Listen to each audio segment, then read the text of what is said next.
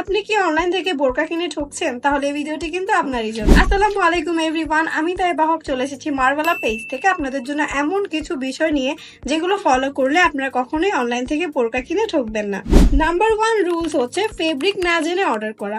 আমরা অনেকেই শুধু বোরকার পিকচার দেখে অর্ডার করে ফেলি, বাট এটা কি ফেব্রিকের বা এটা পরলে কতটুকু আরাম লাগবে সেটা জানি না। রুলস নাম্বার 2 রিভিউ না দেখে অর্ডার করা। আমরা অনেকেই পেজে ভালো ভালো ছবি দেখে মনে করি এটা হয়তো কোনো একটা ভালো ব্র্যান্ড, কিন্তু পেজে রিভিউ না থাকলে সেই ব্র্যান্ডটি কখনো ভালো হতে পারে না। রুলস নাম্বার 3 লো প্রাইস কিংবা অফার দেখে লোভে পড়ে যাওয়া।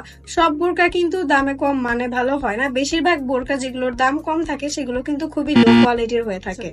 অতএব লো প্রাইসের কোনো প্রোডাক্ট কিংবা অফারের কোনো প্রোডাক্ট দেখলে তার উপর ঝাঁপিয়ে পড়বেন না, আগে যাচাই করবেন সেটা ভালো নাকি খারাপ।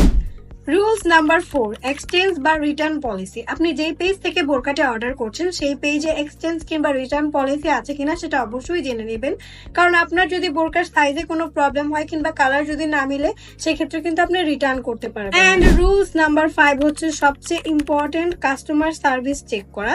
আপনি কোশ্চেন করলে তারা কিরকম রেসপন্স করছে কিংবা তারা আপনার আনসারে দ্রুত রিপ্লাই দিচ্ছে কিনা সেটা অবশ্যই খেয়াল করবেন। তাদের কাস্টমার সার্ভিস যদি ভালো হয় অবশ্যই তাদের পেজটি একটি ভালো পেজ।